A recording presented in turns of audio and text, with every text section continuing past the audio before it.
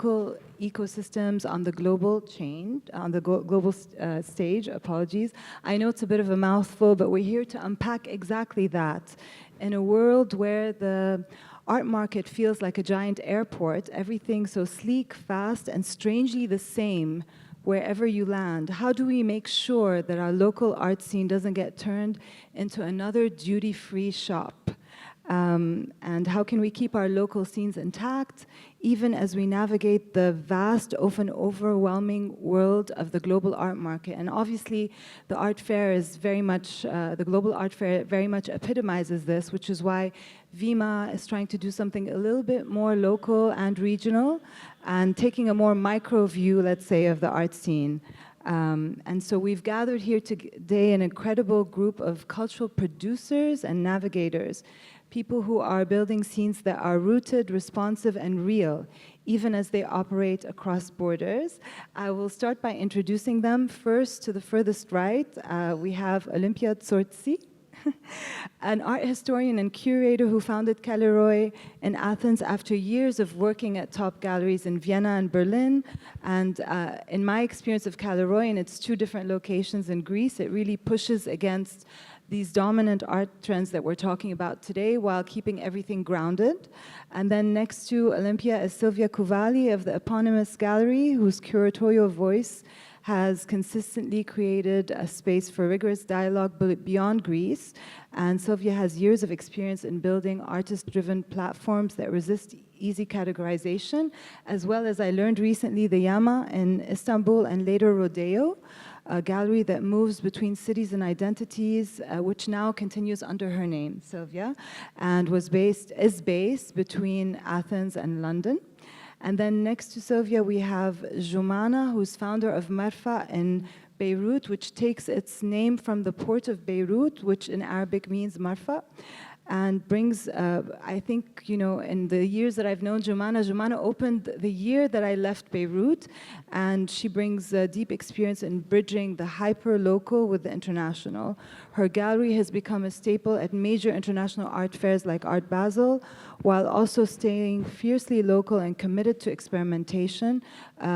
You know, it's a generation of artists that are really emerging and rising now from Beirut. So there's a lot of creative energy there that we will speak about. And then next to me, last but not least, I have Maria Varnava, the founder of Tiwani Contemporary, a gallery that has been championing artists from Africa and the diaspora for over a decade. What is interesting is both me and Maria grew up in Nigeria, different places. Maria in Lagos, and and Maria obviously is the Greek Cypriot. And so it's great to kind of see someone who's engaging with another art scene and their diaspora. So it's a very broad image of what Africa is today. So the questions that I'm asking is about how do we resist the flattening forces of globalization and the pressure to conform to market trends, and how do regionally based actors stay specific and weird, you know, and still be visible. So I will start just to introduce, I've just introduced my guests, but I will start by asking all of them the question, why start a gallery in the first place, knowing all these difficulties of the current art market and the huge competitiveness and homogenization? I just want to hear from each one of you about what made you decide to start an art market. Some of you come from the art world academically, but many of you don't. So let's start with Maria.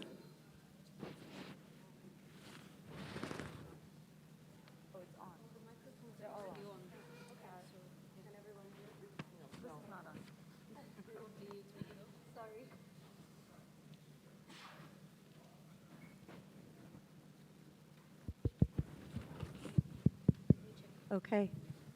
No, I think, so why start a gallery? Okay, well, I think for everybody it's different, but I think for me personally it was rooted to personal experience, right? As a Greek Cypriot woman, being raised in Nigeria, then ending in London, I was always quite interested in ideas of, you know, belonging, how fluid identity is, but I was also quite interested in the idea of marginalized voices.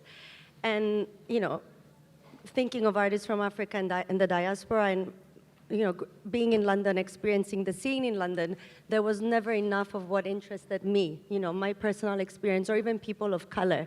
So with that in mind, I worked at Christie's. I studied history and theory of art. I did a master's at SOAS, focusing in, African studies with a special focus in African art.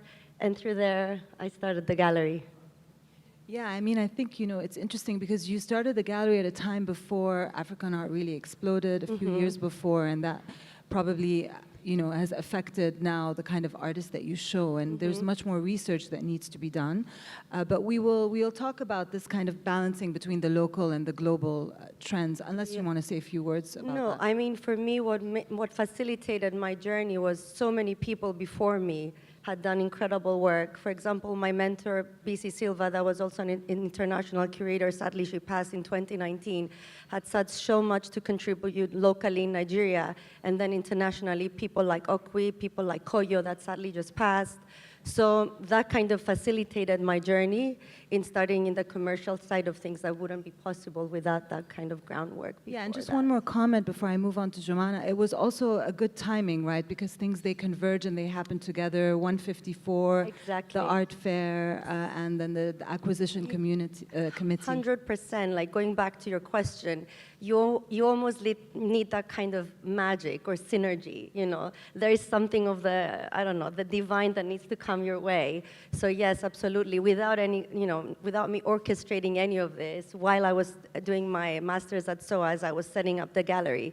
And while I remember submitting my dissertation, I remember, meeting Turia, the incredible founder of 154 African Art Fair that did so much to correct, if you like, the commercial approach that we have or had, not me, the general public, of artists from Africa and the diaspora. At the same time, you had the Tate that was thinking to itself, I suppose, if we want to truly, create a global collection, then we have to include Africa, right? So yes, you had the Tate, the Africa Acquisition Committee, you had people like Turia coming in the forefront, other gallerists that created this beautiful synergy at that moment. But the reality is very different now, which we will talk later about 100%. Where the market is. And speaking of the buzz, I mean, it's also interesting because every time I speak to Joumana, I feel like I hear a different version of why you started this gallery. But, obviously Beirut has exported a generation of post-1990s, very critical thinkers and artists, from a certain, who are very well known. And Christine Tomé did a great point in that. So I would love you to say again why at the time you decided to open Marfa, you decided this was the right time for Beirut, which is full of artists, basically. Yes, it was in 2015, so almost 10 years ago that I opened Marfa. And before that, it took me 10 years to really understand that I wanted to have a space and that it was going to be a gallery. I was living abroad, I was living in Paris, I studied there, then I went to Los Angeles to live there with my husband and the kids, but I've never thought coming back to Beirut, and then I've obviously never thought I was going to open a gallery and sell art. That was the last thing. But I had to come back eventually, and I needed to see what could reconcile me with Beirut, what could attach me to Beirut, and it was through the art, because I also went to an art school in Paris. So it was through that and through the artist. And I joined, when I arrived, there was the Beirut Art Center that was starting. And Ashkal Alwan, Christine Tomé is the founder. And I joined their boards and met an amazing scene of amazing artists, amazing creativity. And this is what motivated me to have a space at first and show art, good art, and then eventually immediately turn it into a gallery. And I think what's interesting about your decision is that, Beirut is really good at exporting its culture. Let's just say that. It's not a very insular society, so a lot of the artists are quite well known, I think, abroad. But I think you came also at a time where there was already an established generation that, Sfer Semler was taken care of, which was more regional, obviously. And, Christine Tomé had started Ashkal Alwan, but there was this gap, and I think, the artists who you work with now, like Stephanie Saade, Khalil, a lot of them are being recognized abroad, so it's still that kind of export in a way, and yet I feel that your artists are very much about Beirut or very site-specific. And I'd love you, before I move on to Sylvia, to say something about your first show with Vartan, because that really, really exemplifies this. Yeah, well, first of all, a lot of studies have also studied, a lot of artists, sorry, have also studied abroad, went to school abroad. And that's also something, and they keep on traveling and doing residencies and shows abroad. But, well, the artists we work with are different than, they have a different language than the artists from the 90s. The artists from the 90s came right after the war, and they had their own way of producing and exhibiting their work, which was through documentary and archives. The artists we work with, so these are, some of them are with André, indeed. But now the artists we work with, it's not a question of generation, but a question of language. And the question, even if they, most of them, not all of them, will relate evidently to their stories, to our story in Beirut, because we've, you know, whatever we've been through. But it's a different way of working. It's a different way of showing. It's a different way of also exhibiting. It's a different language. And this is what's really interesting, whether, and it's not, again, a matter of generation. It's really a matter of demarking themselves from that old practice that is today dated, I would say. Really obsessed with the archive in some ways, no? Yes, but it's what it was. It was a certain manifest that came after the 90s. Out of the war, yeah. Out of the war, like, let's say the Dadaists came after the First War. So it was that, and they needed that, and it was important for them to think this way and to show this way. But now things are changing. Things are changing, and everything is moving, and even if we still have the core, which is our stories and you know, and our histories.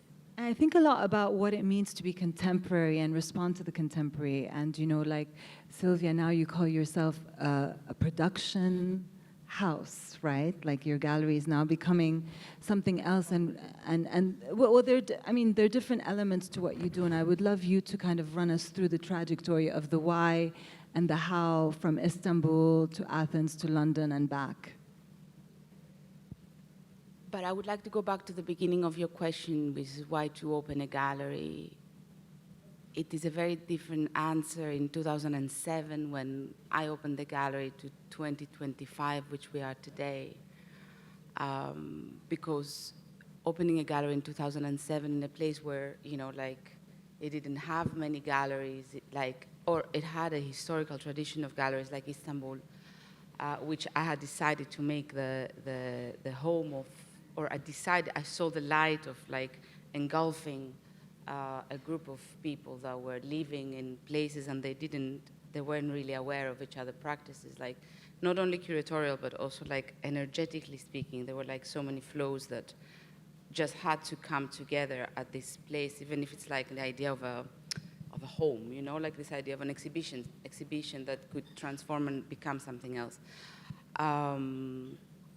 Which is a gallery, I mean, under the tradition of a gallery. And, like, the only thing that I knew at the time, growing up in Athens, which has historically been a place where galleries have thrived, and Athens in the 90s had a lot of galleries, and which is when I was a teenager, and then also becoming an adult and studying in Athens. There were, like, many important galleries beginning of 2000, you know, the Breeder are here, you know, like, there were, like, 5 important galleries that were doing a lot of serious work that was importing, yes, but also exporting artists to not as many fairs at the time, because there were not that many fairs up until, you know, 2003, where Frieze opened, when Frieze opened, but yeah, there was, like, this.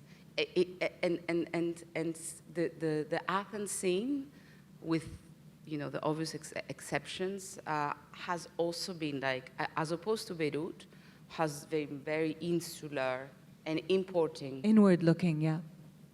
Importing rather than exporting. So for me, it was always like a question of like why that is, you know, like why there is like this inability to kind of like take this tomato from here and just like sell it in, I don't know, in Borough Market, you know, like take this thing from there and put it there. And, you know, which is like the obvious thing to, if we want to talk about an internet time and if we want to talk about globalization and all these things that, you know, we ended up facing with like the models of the big fairs and everything that became with all these institutions that kind of like transformed the market.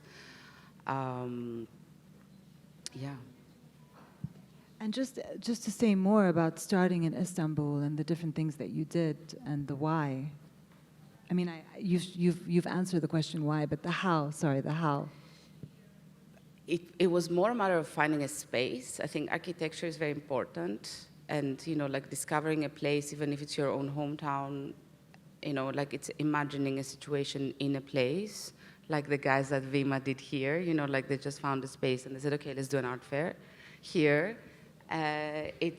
It's like, okay, we found a space, let's open a gallery. It was like, okay, there's all these people here that don't have representation. There's amazing artists, there's amazing, you know, like, yes, okay, I'm an art historian.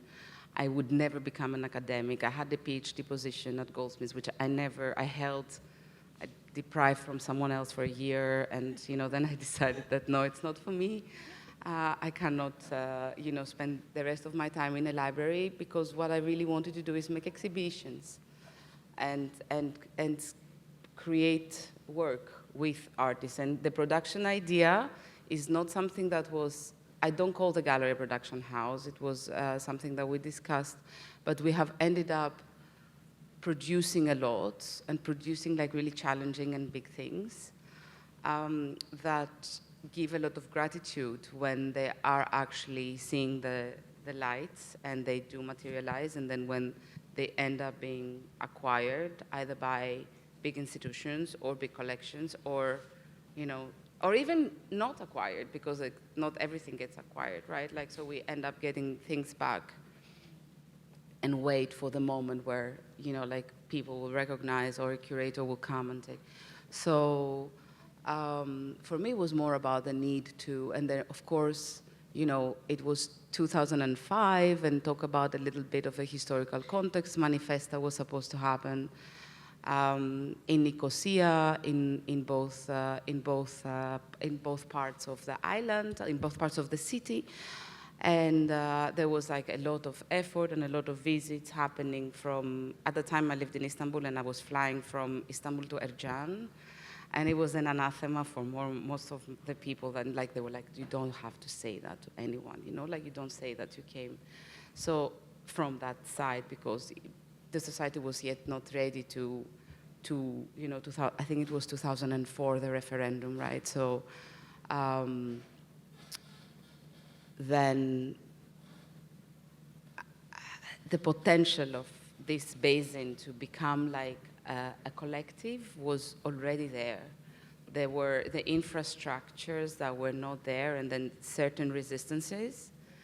So when you are, but also when you're dealing with like states and law and nationalism and you know, like patterns that are there and they have become bureaucratic, it's very difficult to do it. So when you have your own independent space, you can do whatever you want. And for me, the gallery was the model where like anyone can enter for free. Yes, it is a space where, you know, like people buy, but I would never work for a museum, because in a museum you have to pay. So in a gallery, you know, like you just like anyone. Democratic in some ways. It's more democratic. It's open. Yeah. It's open. Yeah, though not anyone can access it, but you're humble. I think it takes a certain level of intelligence to decide to install a screen on top of a hotel and show works there, or even Rodeo, you know, to see the value of being positioned there at the port and to do all the interventions that you did also in the physical structure of the space. The gallery is like quite a beautiful industrial work, you know? So it takes a certain, I think it takes a certain intelligence. It also takes a certain level of cultural convergences that are happening at the same time. But you know, like today, I mean, there's so many art fairs, there's so many galleries, sometimes we forget the minute stories behind them, and that's what I would love to bring to light more today as we talk about what is local, what is global, and what is in between. And moving on to Olympia, who I've known for a few years, and who actually studied this idea of a hybrid model of exhibition making. And I know you also invite curators in to do research-driven work.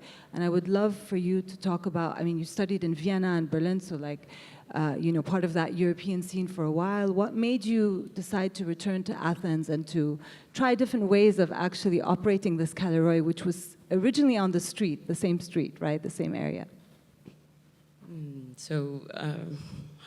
Hey everyone, first of all.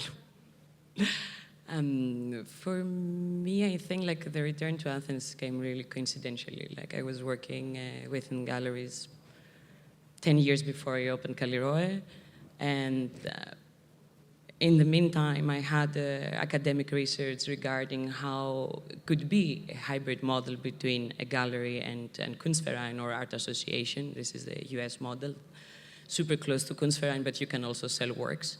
And this was coming from perspective from a gallerist, more or less, because at that time it wasn't sustainable, the system. And I had experienced many profound contemporary galleries in Vienna that they were closing, and in Berlin afterwards, the one after another, so it became really problematic. So when I opened Galeroi, I was still working as a director in Berlin, so it came literally like out of the blue. We wanted to have an exhibition funded from the Austrian Culture Ministry in Athens with Severin. And then the idea came, okay, I want a more permanent space. So Galeroi, in terms of a beautiful flow, this is literally what it means, it was also how the space came to life. Something that it was a research there, I was working in this field, but to open this in between the pandemic and in Athens, at the time that I had a completely different job, it was supernatural how it started. And then I reconsidered also where I was based geographically and moved back to Athens semi-permanently September 21 and permanently September 23 to move forward. Regarding the hybrid space, as you said, I'm working more with curators and their academic approach and how this could turn to an exhibition. The gallery, of course, is a gallery, it's a commercial space, but there are exhibitions that they're focusing more on the discourse and the dialogue between different, like my background more or less, between different cities and artistic practice. But yeah, we're super young and new, and we're trying. But so to understand, all the works are always for sale, or you have a mix of public and private funding? It depends, but no, the funding is, I am selling, I am continuing, like it's super easy. Of course, if it's an academic research and someone has done a specific project for years, this could be funded differently, but this is not my badge, it's a badge that someone is carrying on in order to fulfill a different body of work. Yeah, and I mean, also speaking of Athens, I mean, the Documenta, the Kunsthalle, there were different moments that really brought it on the map. And I want to talk about this map and how to avoid being, let's say, essentialized or really restricted to the identities of the artists who are working, which doesn't necessarily mean that the work is about identity. And I was wondering how each of you grapple with that, you know, and on the other side of this question, because I've also consulted for other regional art fairs, and I find that most galleries, no matter how big or small they are, they would always prefer the Art Basel and the Frieze to the more local fair. And I'm wondering what you also think about that. And you're free to answer whichever of the questions you wish. Yeah, regarding, at least my opinion, regarding the art fairs, the more established the art fair, the better it's doing for your publicity, let's say, like super simple. So, of course, someone would prefer to invest something like in Art Basel if get accepted and if everything is to a place and financially affordable than to do 5 or 10 or 15 regional fairs. It needs to be a balance, but for sure I can understand someone that would prefer to do one-time Frieze instead of doing 3 times smaller. But it's just as expensive, no? Yeah, this is what I said. It's not about expensive. It's about to get accepted, to get there, to present to a bigger spectrum that what you are highlighting, what you're exhibiting is worth it to be among the 100 galleries that they're participating internationally. It's also a very different time, again, it's a very, very different time, because in 2007, I was in Liste in a year. Not even a year, like in 8 months, except... Of operation, you mean, as a gallery? Oh, they never do that now. Yeah. Exactly, that's what I mean. It's like a very, very different time, and at that time when there were moments, there were years, like there were 2 years that we did like 10 fairs. A gallery that's 5 years old is doing 10 art fairs a year. But then you're like in Istanbul, right? Like which I often say, it didn't matter whether we had a physical space or we did not have we could operate through a website, that there was no Instagram at the time. People were not coming to the gallery. It was only serving to a very small local community. The gallery could be in the cloud, but the real presence and the real shit was happening at the fairs. And the community was unforgiving because they considered the gallery like a total kind of satellite, jumping out, going to different areas, like not really cultivating a local thing. It's a choice, and like there's a balance. I felt, I had major FOMO of what was going on outside of Turkey because there was not much happening inside Turkey, Istanbul, right? Like, so I consider my scene outside of there, which of course, when you're 25, you don't really think, and you're like, but then of course, your local community will notice, right? Like, so, but then the fairs are no longer what they are, right? Like, and it used to be the fairs. The fairs used to be our Instagram. Now we have Instagram and the fairs, like people are like scrolling at works. Like, it's easy to drown in the sea of visuals. It's really like there's a fatigue that, we all admit and we all experience. Is not just the collectors or just the curators or just the audience, like, well, I'm also exhausted looking at work. I'm also like bored a lot looking at work, like in a context that is like, okay, yeah, and I have to say, like I was like totally against an art fair in Cyprus, completely against. I was like, you guys are insane. Like you're going to add another art fair in the calendar and not, like, hell no. But then, maybe I was totally wrong, like maybe I was totally wrong. And then, like the kind of, the past 3 days, I don't know how everybody has, it's not a matter of even yet sales, because what is happening at an art fair is, of course, super gratifying if we all go back and we have paid at least our costs, right? Just to talk about the market, because we can also talk about geographies and maps and all of that, but we're here to sell as dealers. So I think it's also like a very virgin place when it comes to a market. Like, yes, there has been a lot of Cypriot collectors, but everybody quite like in an archipelago function, like very alone, very private, not in a together situation where there's like a collective of collectors where they come together, like in Italy, like again, it's like very, very isolated, independent cases, which, like this situation tries to bring everyone together. And there's, of course, like the new people too, which, yeah. Well, I think, well, we jumped early on the fair circuit, and we also started with Liste. And Liste was in that old building. I mean, a year and a half after Marfa opened, we were already in fairs. But we did 3 fairs per year, and we chose the places where we wanted to be. Beirut is a tiny city, and there's not many. There are collectors, but there's a huge diaspora, so the collectors are everywhere. But in Beirut itself, it's a small city that's not, we have to get out. And the fairs were the best thing, the best platform for us to live, to get out and show the works of the artists. But I chose where I wanted to go, honestly, where it was important for the artists to be and where it was important for the works to be seen. Basel was the first places because it was also, for what it was. And then we do Paris and London as well, Frieze and Basel. So these are like the places where I felt it was like we needed to show. These are the cities where a lot of things are happening also. These are large cities and a lot of people from all over the world. But Paris is no longer the same place anymore, you know? Like Paris? Paris is not the same. It's trying to be since Basel took over. Is it the right thing? I'm not sure, to be very honest. I'm talking about my personal view because I live in a small country. So, and there's a lot of Lebanese in Paris. If I look at this way. But also there's a lot of foreigners that come and travel there. It's also a city that I love. I see it also this way. When I opened the gallery in the beginning, I remember I went to see some other galleries that I admired. One of them was Paula Cooper, and I went to talk to her. Now she's old, she doesn't travel anymore. But I told her, why do you do Paris? Do you sell in Paris? She was doing FIAC at the time. And she said, no, I don't sell. I mean, I sell more elsewhere than in Paris, but I love Paris.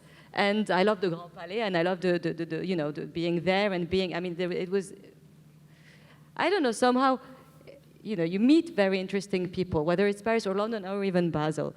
But it's personal. It's really who you want to meet, who you want to see, where you want to be. It's all very personal decisions. For us, it did help us. I think it's more than that. I mean, a number of your artists have won prizes, Art Basel Paris, Mohamed Abdouni. Of course, these are decisions we make. Absolutely. Mohamed Abdouni won the Lafayette Prize, so for him it was amazing to be there. He won so it's really also strategic decisions. It's not because, okay, it's a beautiful city and we're there. Of course not. It's also very strategic decisions that you make for the artists. And that's the first and main reason before jumping and spending all the money and taking all those risks in those fairs. Yeah, exactly, that's what I'm saying. Like, it's a challenge to kind of, I discovered Mohamed Abdouni because I wasn't in Beirut, in Paris. Absolutely, and we were at Frieze, and Stéphanie Saadé also won the Fluxus Prize at Frieze. It was her first time, Frieze London. It was her first time in London, so for her it was an amazing platform. Same thing for Mohamed, same thing for other artists that are being discovered there. Again, we come from a small city in the Middle East, so it's really different experience. I guess if I was based in London, it would be different, or if I was based in New York or even in Paris, it would be different. But from our personal perspective, this helped us. Yeah. I have my own ideas about the way the artists are expressing themselves, what languages they're using, and do they sit in other institutions, easily. And I think that's it. And that would, also bring me to Maria, because, when you think of African art, I mean, when I was in Africa, Africa is West, East, and Central, right? I mean, there's so many different Africas, actually. And so how do you look at that level of fetishization with the artists that you're working with? You start by making really important choices to kind of dismantle this idea that there's something that's called African art. There's no such thing as African art. There are artists from Africa and its diaspora, but there's no such thing as African art. And that's, I think, the remit of our program was always to kind of work with artists, focus on the practice, and kind of try and build an understanding of that these are just international, global artists that have their own, visual language, visual vocabulary. So yes, obviously, art from the continent, the past 10 years had a really exciting moment, which actually now we're seeing the negative outcome of that. And every single gallery wanted to work with Black figurative artists. Sometimes I would look at a gallery's program, they would be working with, 5 different figurative artists. I thought, I just thought it was the same artist at one point. And I made the choice, our gallery made the choice to just work with one figurative painter. And that was a conscious choice. That was not a good business choice, but it was the right choice for the program. If we had this vision and we had this kind of idea of what we wanted to build and how we wanted to contribute in the conversation, which, to be honest with you, doesn't just apply for artists from Africa, right? I think any kind of community that's been marginalized or silenced, which is primarily what I'm interested in, is just Nigeria. Africa was my way in because I grew up in Nigeria. That's what I'm interested about, and that was kind of the idea. So yes, making conscious choices, every single artist that will be part of the program does not reinforce any ideas of exoticizing art from Africa and its diaspora. So you don't compromise with the rise of black portraiture and blackness, you know, as not more than just a color, right? Yeah. You don't compromise and saying, okay, this is what the market wants, so I'm going to look for artists who kind of reproduce that. You don't.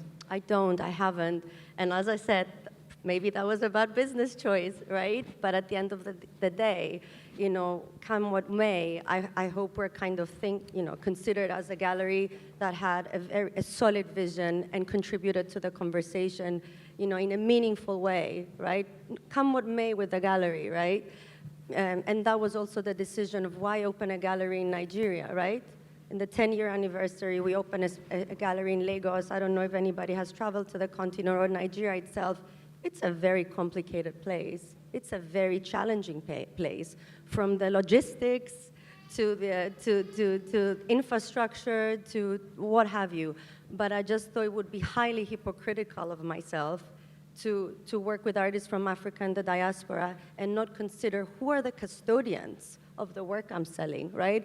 99% of my clients at that point, and that's not a problem, but they were all white and outside of the continent, right? So I just thought to myself, listen, of course there are sentimental reasons. I grew up in Nigeria. Nigeria is the place of my childhood. It's my home in many ways. The visual language I grew up around, you know, was artists from Nigeria. There were always artists coming at home. My father is an engineer, a civil engineer. He was very interested in, like, look how beautiful this sculpture is. Even if we just bought it from the market, you know, my parents weren't collectors, but they really appreciated culture, creativity. Anyway, sorry, I don't know why I brought my dad in this again. He's always present.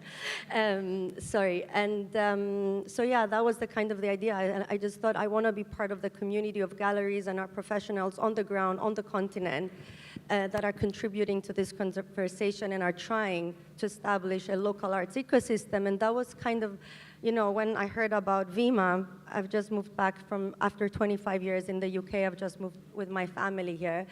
And I met, I think it was maybe Andrea that spoke to me about VIMA, and I met the founders of the fair. I mean, I was really interested in the idea of a local arts initiative that will contribute to the local arts ecosystem. You know, again, with my colleagues here, do we need another fair? Quite frankly, we don't. We need something different. Do we need more galleries? We don't. Sorry, you know, maybe I'm being very vocal here. I think we need more galleries, but not. You? I think so, yes, because there's more schools, there's more artists, there's more, you know, Okay. like there's more of everything. So then we need a fair, maybe more fairs too. Maybe not. But just to kind of conclude your question, that was why I also thought, okay, this is great, because why as a gallery was this interesting for me? And maybe I'm more interested in the theory and the philosophy of what we're doing rather than the commercial aspect of it. But, you know, I am from here, and I was always kind of, you know, mesmerized with the idea of that this little place here that's been contested and conquered time after time, this is the contact point of the three continents. This is it, you know, Africa, Middle East, Europe. This is where this guy, you know, this is the place. And yes, whether we're unpacking this here through this commercial initiative, and this is the meeting point, so be it. It's a good problem to have. And right? I think Sylvia said something interesting about the island or the archipelago. And if we think of Glissant, what, you know, if we really want to go into theory in terms of how can we do this within our isolated pockets that connect in some way, I don't think we'll resolve it today, but it's definitely a food for thought. I just have one or two questions before I open it up to the audience. This will be for Joumana and Sylvia. What are the strategies that you've used or you've learned to support artists during times of extreme volatility, whether political or economic, instability, bombs, everything that's happened in Beirut and what Athens has gone through during the last decade or two? Wow. Yeah, we had like 5 years. We had 5 quite surreal years with no respite in between them. How did we do? We actually, what was amazing is that since, well, it started in 2019, I will enumerate quickly. We had the revolution, we had the COVID, we had the blast, and we had the war. So it was really nonstop for 5 years. But the gallery, which means port, Marfa, is in the port area at the entrance of Beirut, exploded in 2021. We are 300 meters away from the blast, and it was completely gone, and luckily we were not there. The thing is, what was really beautiful, and before the blast happened, we had amazing support from the art community, abroad and everywhere, internationally, and galleries, and people in the art world, and colleagues. So this helped us a lot, I have to say, and I've been invited to very generously galleries abroad and spaces and communities and all of that. This helped the gallery, and especially the artists. So we never stopped, and we rebuilt after 9 months immediately, and we continued, whether doing online shows or shows outside Beirut, because it was at the time impossible to do them in Beirut. So I guess what really, really lifted us was this amazing support that we had constantly during those 5 years. I mean, we need to remember that when I reached out to you to take part in this fair, Lebanon was in the middle of a war. It was the summer, and and I think I really have to, express my gratitude to the founders of this fair, Edgar, Lara, and Nadeshka, for really thinking communally and in a very grassroots way, and really opening it up to, not this idea of like a cutthroat kind of place, but actually inclusion, and just seeing what can be possible even in hard times. So thanks to the founders for that. It really takes, you don't need to be from somewhere to do something for a place. So I really believe in that. As someone who also grew up in West Africa, ended up in Lebanon after the war, studied always in American schools, came back, now in Dubai, it's really, community is, I wouldn't say it's virtual, but it's something else, And so, I just wanted to express that.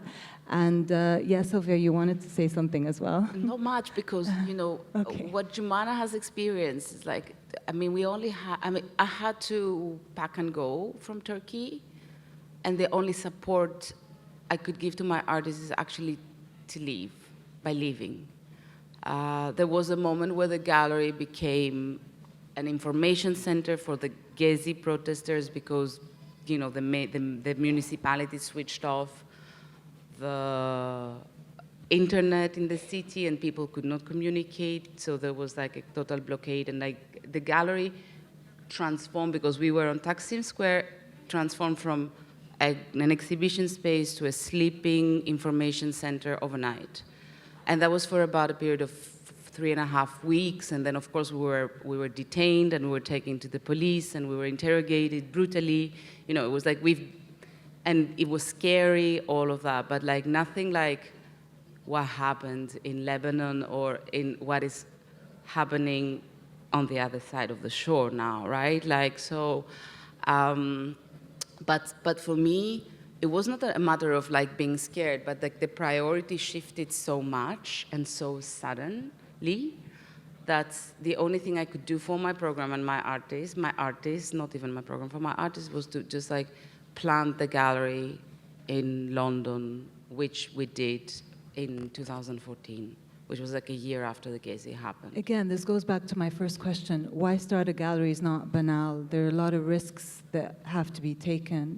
It responds to a social, political, economic context, and sometimes against all odds, people are still working because, art has become formalized and artists need mediators. They cannot sell themselves in that way. But that brings me to my last question to Olympia and to Maria.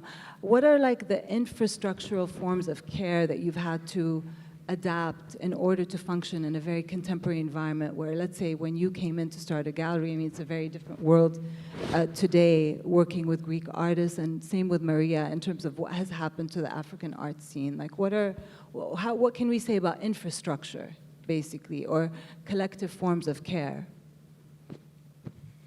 No, yeah, the infrastructure of a gallery, I don't think that this changed. Like, through the years, it's a really concrete system how this is operating. I think the only change is that, from my perspective, we have to work as a collective and not to act alone. It cannot, it's not manageable or possible anymore. In many forms, it's not only with the artists or the curators, the visitors, the museum, like it's also with other galleries. And we have to be, how to say,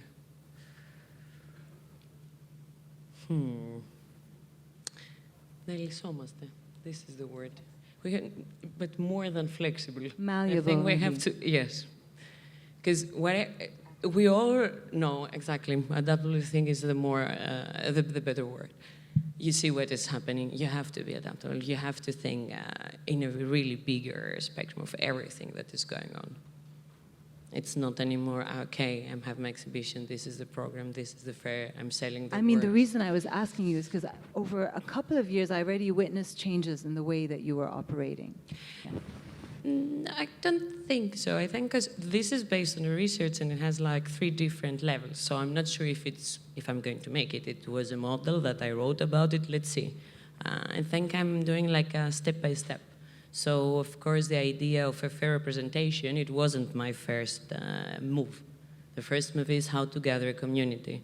And the other one, the second step was super. I was working for 15 years abroad. I have never worked in Greece.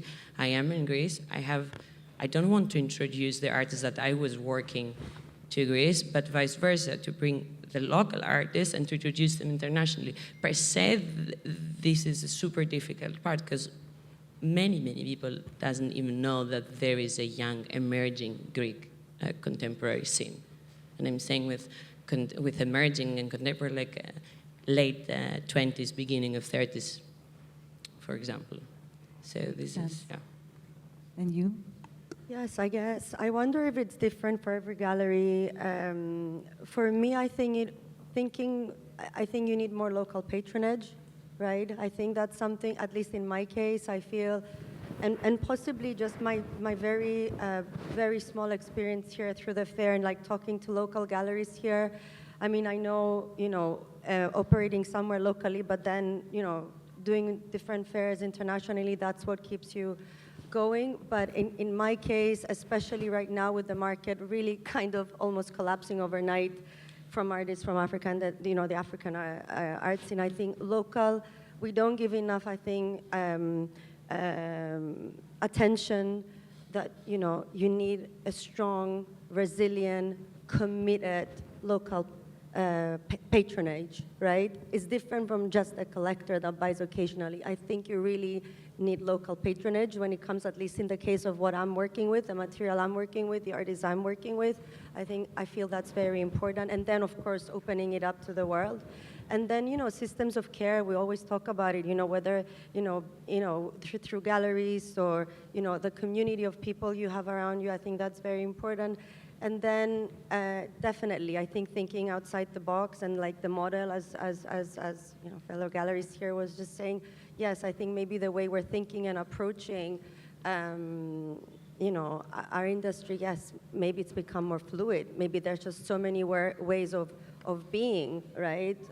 I'm just thinking of Timur, my very good friend that's just about to open a gallery, was open an incredible gallery in Dubai. I'm sure you know him. Timur, Timur Grain, right? Started from a gallery in New York, then stopped that, came to London, had like a showroom situation and like operating fully online and now just returning to having a physical space. So I suppose there are no fixed rules, right? It's whatever works for each gallery at a specific moment in time. There are these moments. Perhaps Sylvia, having been in operation the longest, has witnessed most of them in the art scene. But I would love to open the floor now to any questions. We have a few minutes. Any questions for our panelists? No questions? Are you sure? Last chance? Oh, there is a question here.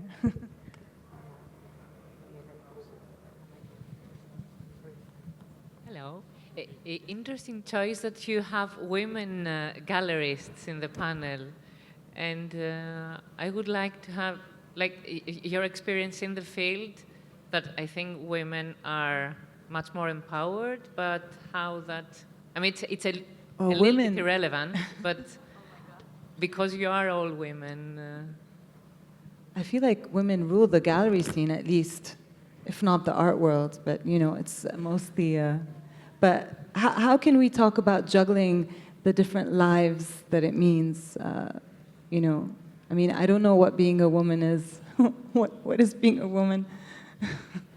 It's a different question. Like the gallery world is like the real world. It's tough being a woman, right? It's difficult, right? To you know, to choose to be ambitious or, you know. But why? Why? What is exactly? it's personal. Is it juggling the personal No, and it's the? like any other job. It's just Exactly. simply like any other job. It happens that we are in the art world and gallerists, but I think it's just simply like a bank director or like a doctor or like a nurse or whatsoever. I think there's no, we do what we do. We do what we know what to do, and voila. I don't think it's... But perhaps it's more flexible and fluid being in the art world, no? Like you take your work home? I don't think so.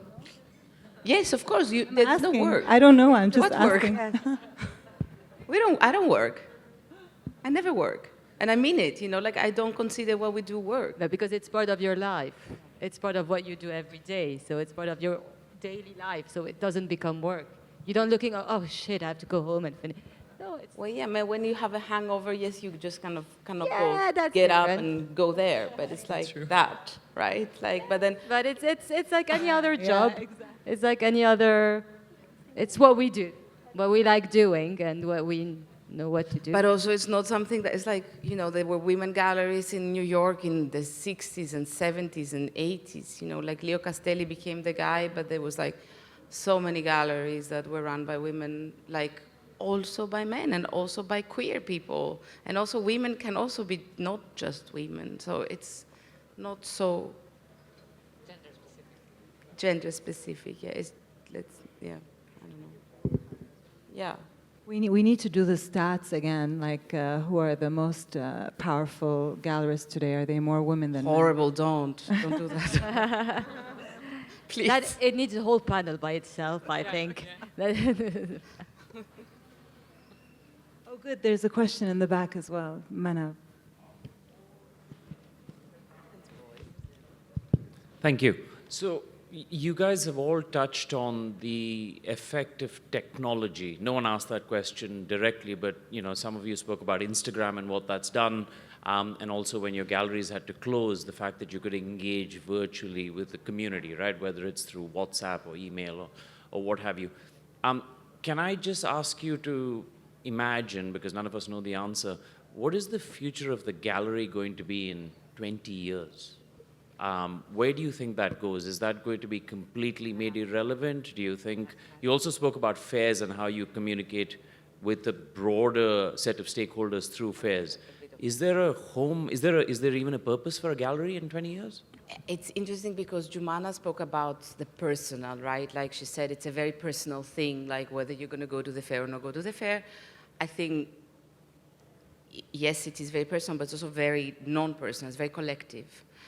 And, you know, like if some important galleries, just to give you an example, just to also talk about facts, some really important galleries have stepped down from participating in big Art Basel fairs the past couple of months, right? Like, so they have, some have decided to keep it very private, some have made like statements on social media. And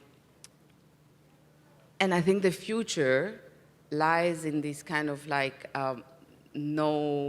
for me, I want to see the future as a place where there is no corporate pressure as to whether a gallery will succeed or and for me, the failure of the fair model is the fact that you can, or the failure, not like the kind of the deterioration maybe of the fair model is the fact that you have access to images now. So there was this fantastic New Yorker cartoon that like someone saw, you know, there's a person in a gallery looking at a painting and he says like, it looks better on a JPEG, right? Like, so there, and you know, it's true, and like it's also very true that like a lot of artists are now making work thinking of that as the gallery space, you know. So we have moved to a next level, like we're already there. So it's not, yes, we have our spaces, yes, we have the fairs, yes, we have technology, but it's all together. So how is that going to be in 20 years' time? I think it's very personal. It really depends on how strong physical shows one does, like how one treats the exhibition space and how one treats the, you know, like I don't think for me, or I don't think I see things interesting on Instagram anymore. I don't think my gallery's Instagram is any interesting, you know, like, because what we do is like we transfer the work from the space onto the screen. And it's boring. It doesn't work. This is why I think like the problem of the fatigue comes also from that kind of transference, that is like the digital and the physical are definitely not the same space. It is funny, when the gallery exploded, my husband, who's very much into technology, reproduced it in a 3D model, in a virtual 3D model, and he had ordered whatever the mask is, and he put all my shows, he did it alone because we were at home anyway, so well, he was doing it alone, and he said, yeah, and he reproduced the gallery as it is, and each shows as they were, in the well, as a virtual reality thing, and you could walk into the shows, and he's like, you don't need the gallery, you don't need your physical space anymore. You don't need to go to fairs. Did you sell anything from there? Did he what? Did you sell anything from there? I did. No, I did not, because it's my fault, and he's still angry at me for not doing it. I did not put it online, actually. We were just like, but he did it very well and alone. Now, if someone, I mean, but it was interesting. It was interesting because it was a virtual space that we created with existing work. I still like to see work in visu, physically. Sylvia is right in a way today with images on Instagram and so on, and you know, and it is also very helpful. But again, going back to this personal thing, I still like to travel whenever I can, but I mean, it's permitted whenever, and see shows, see physically the work, and interact with the work.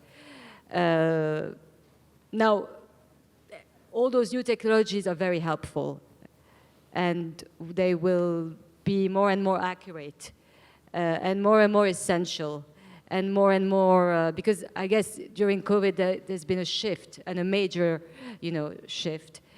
Like working from home has become something much more common now. But still, we need to see the work. Yeah, we need to see experience the work. The rise in buying online, but it's incredible for me how many collectors I've met, really high-level foundation style collections, who still will need to travel. They will not just buy something that an advisor sends them, you know. So the visceral is important, but also this whole many Benjaminian idea of the aura of an artwork. It's you standing in front of the work and it speaks to you. I think those kind of very, let's say, primordial things, some of them, for some people, are still very important. And just a small note on the way artists are taking this is very interesting. And I mentioned new figuration. There's really a rise of artists who are painting, commenting on the digital, and so the painting then mirrors the digital glitch or the blur, or like even social media. Chloe Wise, so there are some interesting things that I feel from an art critic's perspective that are coming out of technology on that level. I wonder how a younger generation of collectors is going to interact with art, to be honest with you, because their generations, I mean, I think the collectors you mentioned, I don't know, perhaps are people in their 40s, 50s and over. I wonder the younger generation of collectors that, I don't know, grew with Instagram and like experiencing, I don't know, VR environments, yeah. You know, or any age, what have you, like I often wonder, how is that going to impact what we do, you know? I mean, I don't have the answer, but it's really a question that I'm often asking myself, because I feel people more and more are engaging with art in a different way. Yeah. Expanded imaging. Did you have something to say? No? Well, I'd love to close on that note. Thank you so much for being with us. Enjoy the rest of the fair. And thank you to my guests and the founders again. Thank you. Thank you. Thank you, Nadine.